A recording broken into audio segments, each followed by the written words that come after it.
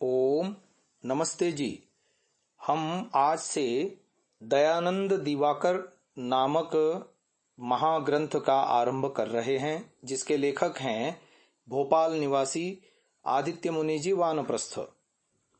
स्वामी दयानंद जी सरस्वती जिनका जन्म टंकारा गुजरात में हुआ भाद्रपद शुक्ला 9 संवत 1881 विक्रमी यानी गुजराती तदनुसार मंगलवार दिनांक 20 सितंबर 1825 ईस्वी ब्राह्म मुहूर्त में 3:30 पर हुआ।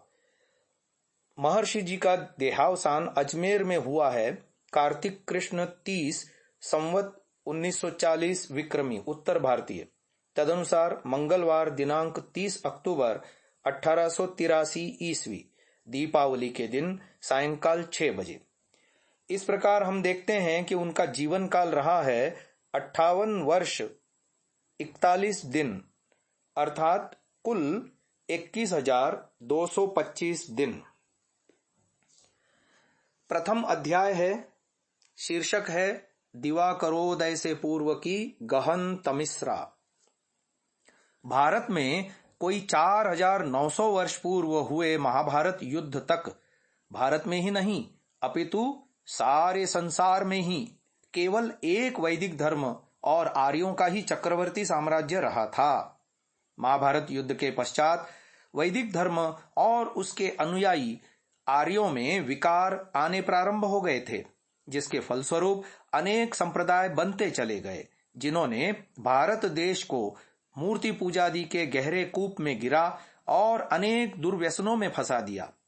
यह विकृत हुआ वैदिक या सनातन धर्म ही आज भारत देश में पौराणिक धर्म के रूप में विद्यमान है।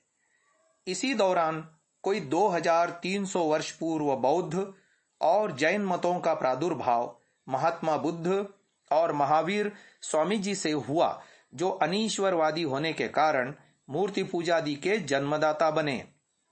उधर पश्चिम में ईसा मसीह ने कोई 1800 वर्ष पूर्व अपना ईसाई मत और मोहम्मद साहब ने कोई 1200 वर्ष पूर्व अपना इस्लाम मत चला दिया। इन सब की शाखा प्रशाखा रूप आज भारत और विश्व भर में हजारों संप्रदाय अस्तित्व में आ चुके हैं, जो एक दूसरे को मिटाकर अपना विस्तार करने में निरंतर जुटे हुए हैं। इन्हीं मुस्लिमों और ईसाइयों ने भारत देश में भी आकर अपने छल बल से उसे पादाक्रांत कर उस पर लगभग 800 वर्षों तक राज्य किया और भारतवासियों को प्रताड़ित किया। इनके संसर्ग में आने से भारतवासियों का न केवल खान पान और वेशभूषा ही बदल गई, अपितु भारतवर्ष में हिंसा का साम्राज्य भी स्थापित हो गया। ऐसे में एक ऐसे महापुरुष की आवश्यकता थी जो यदा यदा हि धर्मस्य ग्लानिर्भवति भारत अभ्युत्थानमधर्मस्य तदात्मानं सृजाम्यहम् की घोषणा अनुरूप इस धरती पर जन्म लेकर पुनः वैदिक धर्म की स्थापना कर सके। अगले लेख का शीर्षक है दिवाकरोदय से पूर्व की उषा। भारत में वेद विरोधी बौद्ध और जैन मतों का प्रबल प्रचार होने से कई एक प्रदेश प्रायः वेद भ्रष्ट हो गए थे, यथा अंगबंग कलिंगेषु सौराष्ट्र मगधेषु च तीर्थयात्रां विना गच्छन् पुनः संस्कारमर्हति।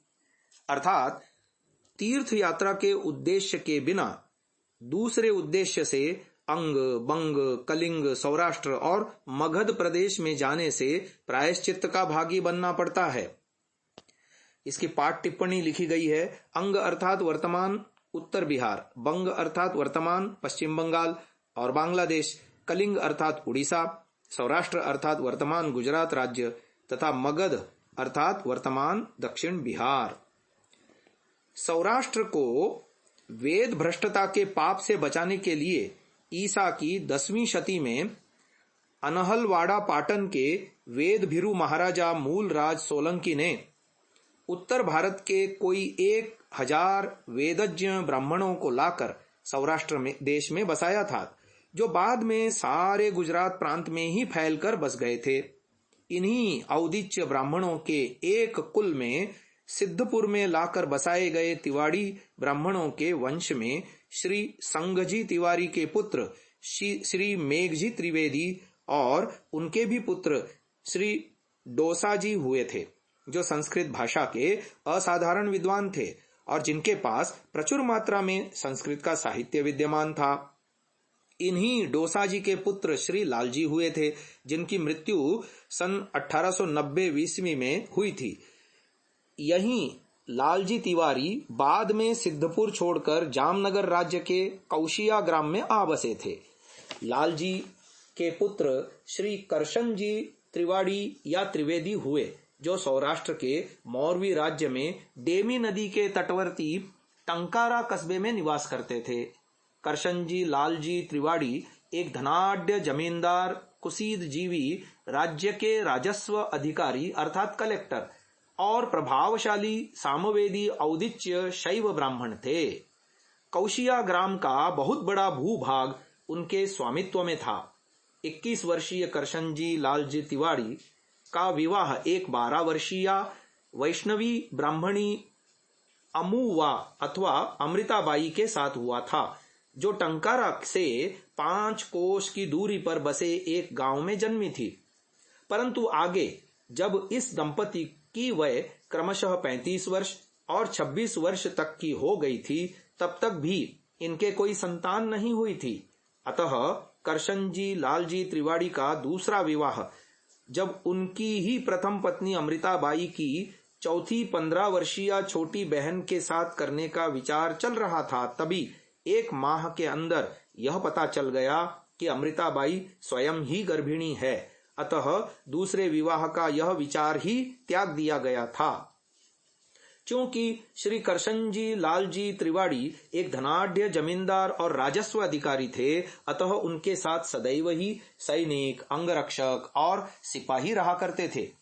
वे संस्कृत व्याकरण और वेद से भी अभिज्ञ थे। अगला शीर्षक है दिवाकरोदय।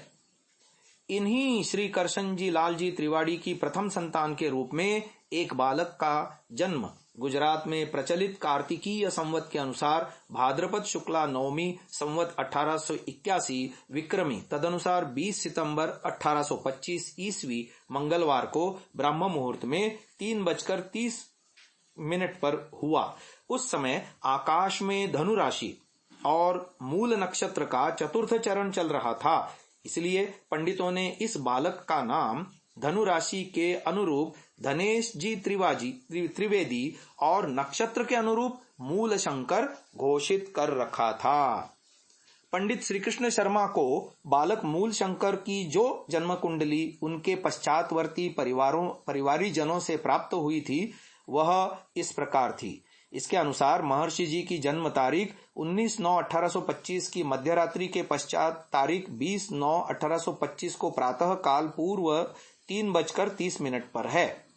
इसको जब हमने दिल्ली के ज्योतिषी श्री कृष्ण कुमार जोशी को बिना किसी तिथि को दिए हुए ही 30 जनवरी 2018 ईस्वी में दिखाया, तो उन्होंने 19 सितंबर 1825 ईस्वी की होना बताया था, जिससे मूल शंकर की यह जन्म तिथि भाद्रपद शुक्ला 9 सत्य प्रमाणित हो जाती है। और जो तिथि उस दिन 19 सितंबर से आरंभ होकर अगले दिन 20 सितंबर तक रही थी, इस संबंध में आगे पूछने पर उन्होंने हमें यह भी बताया था कि जन्म समय रात्रि 3:30 मानने पर, जैसा कि आपके पास उपलब्ध जानकारी से पुष्ट होता है, और जन्म 19-20 सितंबर 1825 कार्तिक आदि संवत 1881 कर्क लग्न मूल नक्षत्र व अन्य सभी ग्रहों की स्थिति आदि संबंधित दस्तावेजों से सामंजस्य स्थापित करके बालक मूल शंकर की बनाई गई संशोधित जन्म कुंडली इस पुस्तक में दी गई है।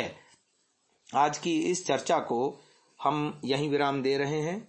आगे की चर्चा द्वितीय श्रव्य कणिका में सुनिएगा। ओम।